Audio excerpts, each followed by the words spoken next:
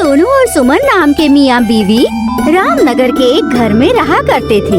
सोनू कारखाने में काम किया करता था और सुमन उसके लिए दोपहर का खाना बना कर देती थी।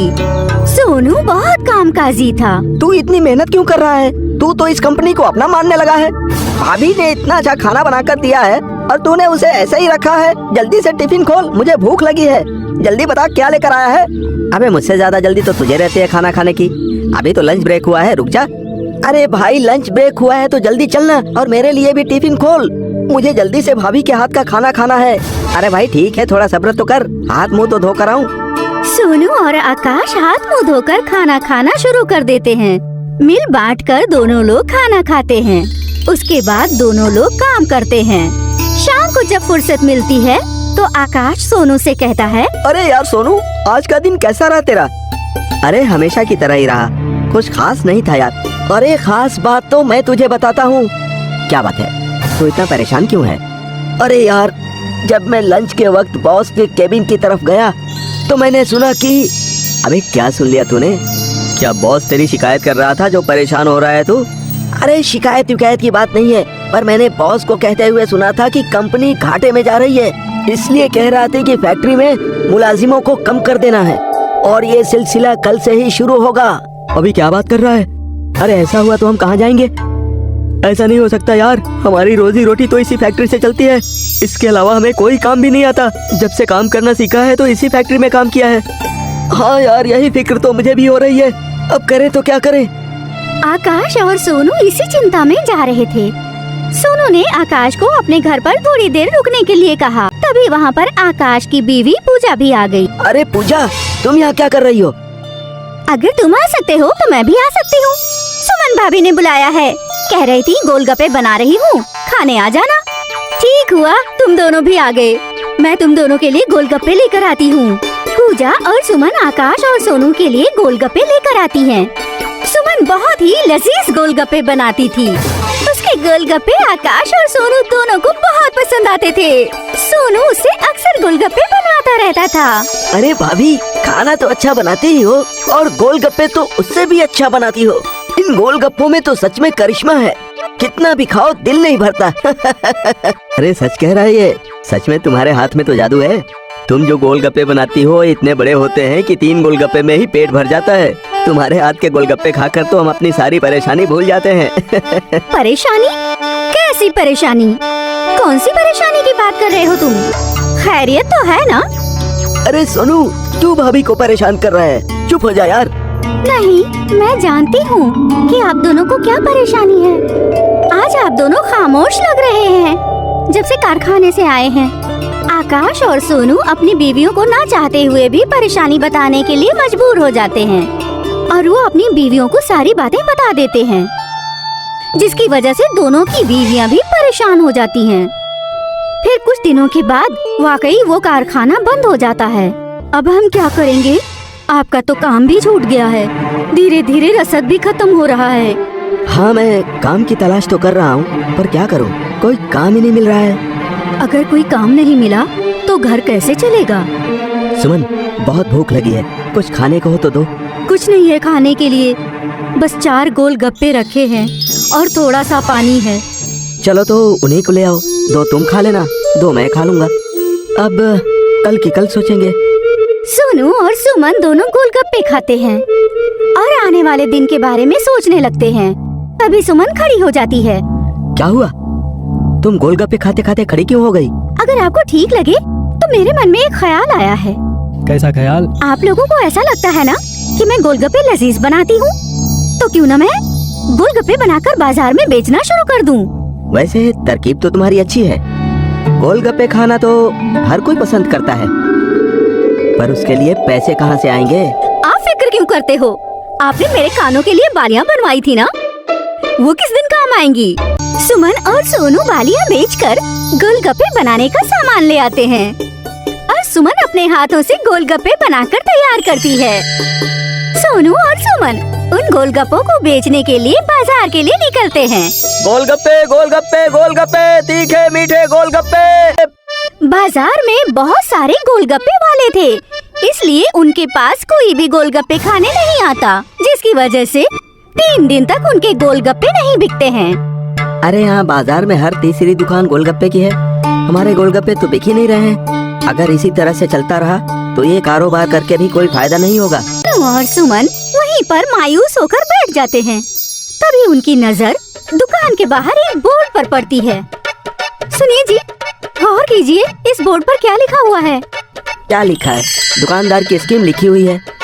अगर हम भी अपने गोलगप्पे की दुकान पर पेशकश चालू करें तो हो सकते हैं हमारे गोलगप्पे भी बिकने शुरू हो जाए। जब तक लोगों को हमारे गोलगप्पे का स्वाद ही नहीं पता चलेगा तो वो खरीदार कैसे बनेंगे? मैं कुछ समझा नहीं। सुमन सोनू को सारी बात बताती है और सोनू कहीं से थोड़ा सा सामान लाकर सुमन को देता है। सुमन एक गोलगप्पे को बाहुबली गोलगप्पे का आकार देती है। अरे ये तो तुमने सच में एक बाहुबली गोलगप्पा बना दिया। अब तो इस गोलगप्पे को खाने के लिए हमारे पास हर कोई आएगा। इस बाहुबली गोलगप्पे के साथ मैंने एक बंदिश रखी है कि जो इस बाहुबली गोलगप्पे को खाएगा उसको 100 रुपए इनाम दिया जाएगा। सोनू जोर जोर से अपनी पेशकश को बाजार में सबको सुनाता है, जिसकी वजह से उसके बाहुबली गोलगप्पे को देखने के लिए भीड़ इकट्ठा हो जाती है। हाँ तो भाइयों सुनिए, जो इस बाहुबली गोलगप्पे को खाएगा उसे 100 रुपए इनाम दिया जाएगा। इस मुकाबले में जो जो हिस्सा लेना चाहता है वो इस तरफ आ जाए। ये बाहुबली गोलगप्पा जो खाएगा वो बाहुबली कहलाएगा। हाँ। सोनू के इस तरह से कहने पर भीड़ इकट्ठा हो जाती है और दो लोग आपस में गोलगप्पा खाने की होड़ लगाते हैं, पर वो हार जाते हैं। उनकी देखा देखी उस बाहुबली गोलगप्पे को खाने के लिए और लोगों की भीड़ इकट्ठा होती है। अरे भाई, आपके यहाँ के गोलगप्पे बहुत लजीज हैं। हालांकि हम इस मुकाबले को जीते नहीं हैं, मगर फिर भी बहुत मजा आया बाहुबली गोलगप्पे खाने में। अरे यार सच में ये जनरल गोलगप्पे खा खा कर हम तो ऊब गए थे। अब ये बाहुबली गोलगप्पा बाजार में आया है, इसको तो देखते ही मुंह में पानी आ रहा है। अरे जनाब, खाकर देखिए, बाजार में सबसे अच्छा गोलगप्पा यही है। एक बार खाओगे तो बार बार यहीं पर खाने आओगे। क्या कह रहे हो जनाब? क्या ये गोलगप्पे सच में अच्छे हैं? अरे अगर मेरी बात पर यकीन ना हो तो खाकर देख लीजिए। जीत गए तो 100 रुपए इनाम है। सभी भीड़ में बाहुबली गोलगप्पे के बारे में चर्चा करते हैं और बाजार के सभी लोग सुमन की दुकान पर गोलगप्पा खाने का मुकाबला करने आ जाते हैं। उसी बाजार में एक नत्थू पहलवान नाम का आदमी रहता था, जो सभी के गोलगप्पे मुफ्त में खाता था। वो सुमन की दुकान पर भी गोलगप्पे खाने के लिए आ जाता है। अरे ओ, नई नई दुकान खुली है, चल जल्दी से 5 प्लेट गोलगप्पे बना दे। जनाब गोलगप्पे तो मैं बना दूंगा, मगर हमारे यहाँ का बाहुबली गोलगप्पा खाकर बताइए। अगर आप ये गोलगप्पा खा लिए तो हम आपको साल भर फ्री गोलगप्पे खिलाएंगे। अरे बस इतनी सी बात है तो चल एक काम कर, इस शर्त में एक चीज और जोड़ ले। एक नहीं, मैं 5 बाहुबली गोलगप्पे खाकर दिखाऊंगा, समझ गया? अगर आप ये गोलगप्पा नहीं खा पाए तो आपको मुफ्त में खाने की आदत को छोड़नी पड़ेगी। ठीक है, हमें मंजूर है। नत्थू पहलवान के सामने 5 बाहुबली गोलगप्पे रख दिए जाते हैं और नत्थू पहलवान बाहुबली गोलगप्पे खाने की जद्दोजहद करता है, लेकिन वो उसमें हार जाता है और वो अपनी शर्त के अनुसार मुफ्त में गोलगप्पे खाना छोड़ देता है। सभी सोनू को शुक्रिया कहते हैं और उसकी बहुत तारीफ करते हैं। गांव के बाजार में सुधांशु के पकौड़े का ठेला था। जैसे ही वो अपना ठेला खोलता, खरीदार आ जाया करते थे। सुधांशु बेहद खुश था क्योंकि उसका कारोबार काफी अच्छा चल रहा था। सुबह से शाम तक उसके ठेले पे मुसलसल खरीदारों का मजमा लगा रहता था। भाईजान, 2 प्लेट प्याज के पकोड़े और 1 प्लेट आलू के पकोड़े दे दो। ये लो भाईजान। भाईजान, मैं तुमसे रोज पकोड़े खरीदता हूँ, कभी तो कुछ पकोड़े ज्यादा दे दो। भाई, मैं माप से ज्यादा अपने घर वालों को भी नहीं देता। लेना है तो लो, वरना आगे बढ़ो। ठीक है, दे दो। सुधांशु के खानदान में उसकी बीवी सुधा थी। आ गए आप? मैं आप ही का इंतजार कर रही थी। मालूम है, मेरी सहेली के शौहर ने उसे नया हार दिलवाया है और एक आप हैं जो कभी कुछ नहीं दिलवाते हैं। अच्छा, पिछले माह तो तुम्हारे लिए नई साड़ी लाया था। हाँ हाँ याद है, वो भी सेल में से।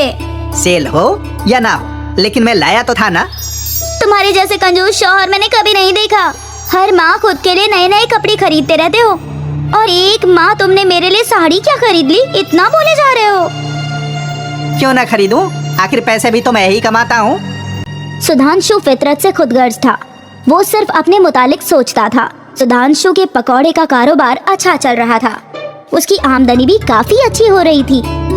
ये का एक रोज सुधांशु की दुकान के सामने एक और ठेला खुला, गौरव का आलू पफ का ठेला। नया ठेला देखकर खरीदार वहाँ चले गए। अरे भाईजान, ये क्या है? ये शहर की मशहूर आलू पफ है। बाजी, आप एक मर्तबा खाओगी तो बार बार मांगोगी। ठीक है भाईजान, दे दो। अबे लीजिए। गौरव ने उस खातून को आलू पफ दिए। खातून ने आलू पफ चखा और वो खुश हो गई। ये तो बेहद अच्छी है, अब से मैं रोज यही खाऊंगी।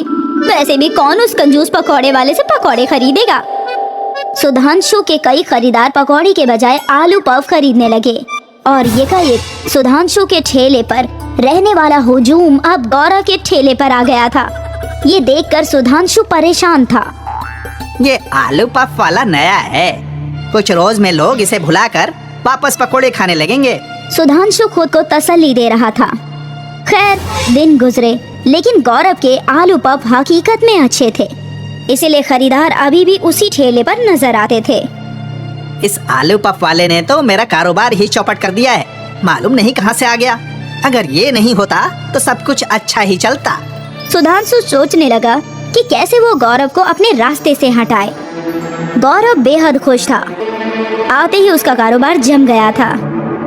हे भगवान, आपका लाख लाख शुक्रिया, आपने मेरी मुसीबत हल कर दी। गौरव फितरत से भी बहुत भोला और रहमदिल था। गौरव की सारी हरकतों पर सुधांशु गौर फरमाता था। ये तो निहायती भोला है, इसे तो आसानी से बेवकूफ बनाया जा सकता है, लेकिन कब्ल मुझे इससे दोस्ती करनी होगी। और फिर इसी ख्याल से सुधांशु ने गौरव से गुफ्तगू करना शुरू कर दिया। और भाईजान, सब खैरियत? सब खैरियत है, आप फरमाइए। सुना है आपके आलू पफ बहुत ही जायकेदार हैं, कभी हमें भी खिलाइए। अरे अभी लीजिए भाईजान। गौरव ने सुधांशु को आलू पफ दिया। सुधांशु ने वो चखा। अरे वाह, ये तो लजीज है, एकदम नई चीज है, खाकर मजा आ गया। आपको अच्छा लगा ना? यही काफी है। ये खास चीज तो आपको बड़ी दुकान खोलकर बनानी चाहिए। चाहता तो मैं भी यही हूँ, लेकिन दुकान खोलने के लिए पैसे नहीं है। वैसे मैं भी दुकान खोलने वाला हूँ। अगर तुम्हें वाजिब लगे तो एक साथ दुकान खोलते हैं, जिसमें 2 काउंटर होंगे। तुम आलू पफ फरोख्त करना और मैं अपने पकोड़े। मतलब साझेदारी में? हाँ वही, मैंने तो बड़े बाजार में एक दुकान भी देख रखी है। वाह, ये तो अच्छा होगा, बड़े बाजार में फरोख्त भी ज्यादा होगा। हाँ वो तो है, मैं तो कब से किसी को तलाश रहा था जो आधे पैसे लगाए और मेरा साझेदार बन जाए। बड़े बाजार में दुकान का खर्च कितना है? यही कोई 6 लाख। मेरे पास 3 है और 3 की जरूरत है। ठीक है, मैं दे दूंगा, आपको कल बताता हूँ। ठीक है भाईजान। सुधांशु गौरव को अपने जाल में फंसा रहा था। गौरव घर गया और वहाँ इसके मुतालिक उसने अपनी बीवी लता से जिक्र किया। ये तो बहुत बढ़िया है। मेरे पास 1.5 लाख तो हैं, लेकिन बाकी के 1.5 लाख कहाँ से लाऊं? आप उसकी फिक्र ना कीजिए, मेरे ये जेवर कब काम आएंगे। गौरव ने लता के सारे जेवर गिरवी रख दिए और बैंक से अपने बचत किए हुए पैसे भी निकाल लिए। भाईजान, पैसों का इंतजाम हो गया है। अरे वाह, तो फिर चलो कल ही हम दोनों मिलकर वो दुकान खरीदते हैं। ठीक है भाईजान। गौरव और सुधांशु ने मिलकर मालिक को पैसे दिए और फिर मालिक ने सुधांशु को दुकान की चाबी सुपुर्द की। आखिर हमारा ख्वाब मुकम्मल हो गया। हाँ, अब एक काम करो, तुम अपने ठेले पे जाओ, मैं यहाँ मरम्मत और 2 काउंटर लगवाने का काम संभालता हूँ। कम से कम उसे बेच तुम कुछ और कमा लोगे। ठीक है भाईजान। गौरव अपने ठेले पर पहुंचा और आलू पफ फरोख्त करने लगा। कुछ रोज गुजर गए। सुधांशु का पकौड़े का ठेला बंद ही था। एक हफ्ते बाद जब गौरव दुकान देखने गया तो उसने देखा कि सुधांशु कब्ल से ही वहाँ पकौड़े फरोख्त कर रहा है और दुकान में बस एक ही काउंटर है। अरे भाईजान, काउंटर तो मस्त है, लेकिन मेरा काउंटर कहाँ है? कैसा काउंटर? कौन सा काउंटर? ये दुकान मेरी है, यहाँ बस एक ही काउंटर रहेगा। ये तो सरासर धोखेबाजी है। इस दुकान के आधे पैसे मैंने दिए हैं। अच्छा, तुम्हारे पास कोई सबूत है? और अगर है तो जाकर मेरे खिलाफ मामला दर्ज कराओ। गौरव को समझ में नहीं आ रहा था कि वो क्या करे। उसके तमाम बचत के पैसे जाया हो गए थे। गौरव रोते हुए जंगल की जानिब चल पड़ा। हे भगवान, ये क्या कर दिया? मैंने क्या सोचा था और ये क्या हो गया?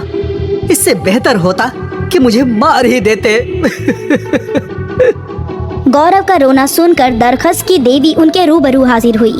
गौरव, तुम्हें परेशान होने की जरूरत नहीं। तुम तो एक नेक दिल इंसान हो। तुमने कई लोगों की मदद की है और वही नेकी आज तुम्हारे काम आएगी। वो कैसे? इस दरख्त की शाख में हाथ डालो। जो भी तुम्हें हासिल होगा वो तुम्हारा होगा। ठीक है। गौरव ने दरख्त की शाख में हाथ डाला तो उसके हाथ में सोने के सिक्के आए।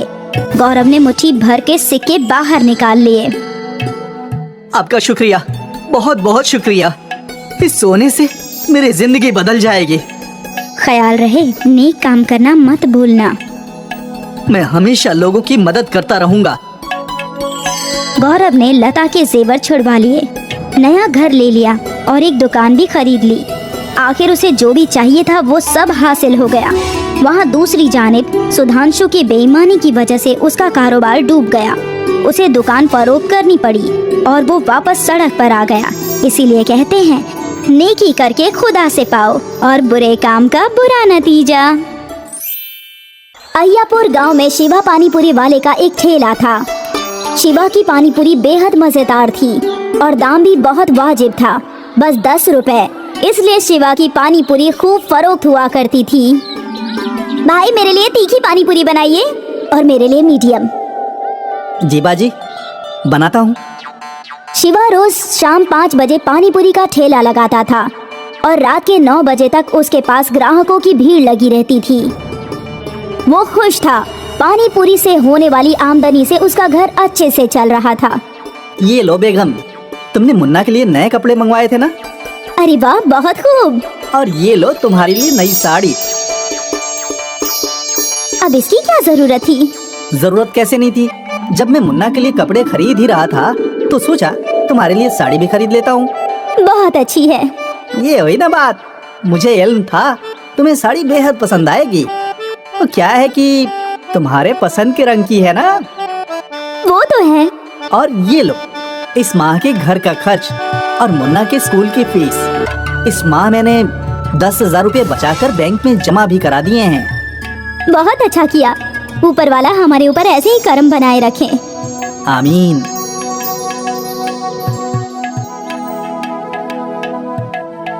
अब्बा, अब्बा, क्या आप मेरे कपड़े लाए? हाँ मुन्ना, ये देखो। थैंक यू अब्बा। वाह, तुम तो बहुत अच्छी अंग्रेजी बोल लेते हो। ये मुझे मेरी नई दोस्त ने सिखाई है। अच्छा, नई दोस्त? कोई लड़की है क्या? लड़की नहीं, दादी है, दादी। और क्या क्या सिखाया? बहुत कुछ। दादी अम्मा बहुत अच्छे अच्छे अफसाने सुनाती है। अच्छा है, कभी कभी अपनी दादी अम्मा को घर भी बुला लिया करो। अगली बार मैं जरूर बुलाऊंगा। ठीक है मुन्ना। अगले कई माह तक शिवा का पानीपुरी का ठेला काफी अच्छे से चल रहा था। उसकी आमदनी भी अच्छी हो रही थी। फिर एकाएक महंगाई बढ़ गई। अब जब शिवा सामान खरीदने दुकान पर पहुंचा, भाई 5 किलो सफेद वाले मटर दे दो। ये शिवा भाईजान, वैसे मैं आपको बता देता हूँ, सफेद वाले मटर के दाम में इजाफा हो गया है। पहले 100 रुपये किलो था, अब 150 रुपये किलो हो गया है। अरे बाप रे, इतना? भाईजान, अब इसमें मैं क्या कर सकता हूँ? मैंने तो खुद ही महंगे दाम में खरीदा है, लेकिन सफेद मटर के बगैर